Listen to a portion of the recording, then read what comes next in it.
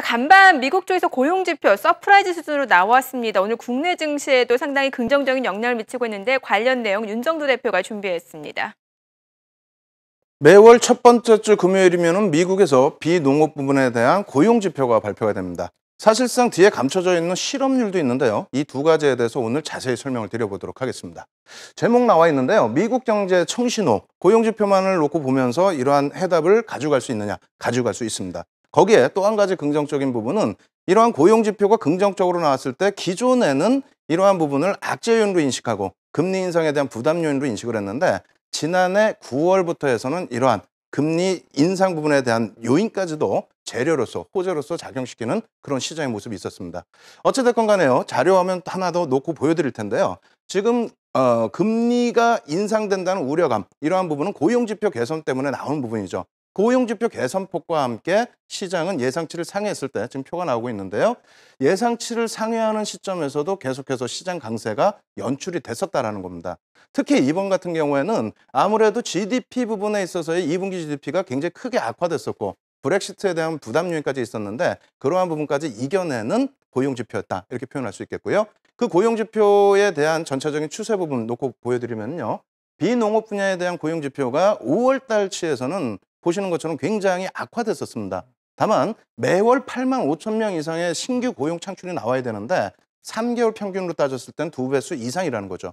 그리고 우리가 한 가지 흔히 놓고 보지 못하는 부분이 있는데 실업률 부분입니다. 실업률 부분의 표도 놓고 보시게 되면은 이런 식으로 형성돼 있어요. 자세히 안 보이시겠지만은 2015년도 9월 달부터 해서 그러니까 8월분부터 해서 완전 고용 상태의 실업률이 나왔다는 겁니다. 그러니까 5.1% 미만의 실업률이 나왔고요. 그리고 올해 5월에는 충격이 한번 있었죠. 비농업 분야에 대한 충격이 있었습니다만 그 부분에 있어서도 실업률에서 커버를 해줬습니다. 4.7%의 실업률. 이 부분은 비정규직이 정규직으로 전환될 수 있을 만큼의 실업률이기 때문에 굉장히 긍정적이다. 그래서 미국 경제의 청신호로 받아들일 수 있다. 이렇게 설명을 드리겠습니다. 그럼 두 번째로는 그 고용지표를 보면서 다시 한번 확인해 보셔야 될 부분이 이 부분이 되겠죠. 금리 인상 힘 받느냐. 미국의 금리 인상 부분에 대해서 어떻게 해석할 것이냐. 이렇게 말씀드릴 텐데 미국의 금리 인상 부분은 아무래도 이제 그 고용지표 플러스 그리고 소비자 물가지수라든가 이러한 여러 가지 지표들을 통합해서 놓고 보셔야 됩니다.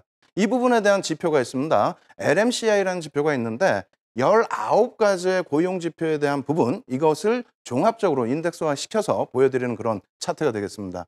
이 부분에 있어서 좀 아쉬운 부분은 2008년 이후, 그 이후에 지금 0을 기준으로 해서 그 밑으로 지금 6개월 연속 내려가 있다는 부분인데 이 부분은 재차 상향되고 있는 추세이기 때문에 돌려지게 된다면 특히 고용지표와 함께 물가지수 부분에 대한 연준의 목표치가 도달이 되게 된다면 이 부분도 긍정적으로 해석할 수 있다. 역시 금리 인상에 대한 힘을 드릴 수가 있다, 줄 수가 있다 이렇게 말씀드리겠습니다.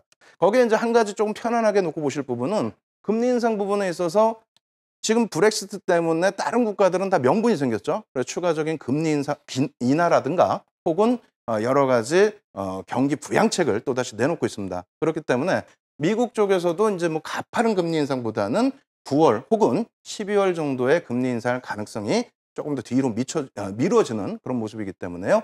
조금은 여유를 갖고 보실 수 있다 이렇게 말씀드리겠습니다. 다음으로 놓고 보셔야 될 부분은 금융시장에는 어떠한 영향을 미치느냐인데 앞서 잠깐 말씀드린 것처럼 2004년 6월 달에 미국 금리는 1%였습니다. 그 이후에 FOMC 회의가 17차례에 걸쳐지는 회의 동안에 2년 동안에 무려 4.25%포인트의 금리를 올렸죠. 그 기간 동안에 전 세계 글로벌 증시는 다 상승 랠리를 나타냈습니다. 그래서 이러한 부분을 금리 인상 부분이 가장 기본적인 것이 경기가 살아나서 인상을 한다는 기준이죠. 그러한 부분을 놓고 보시면서 긍정적으로 해석하시라고 좀 말씀을 드리겠습니다.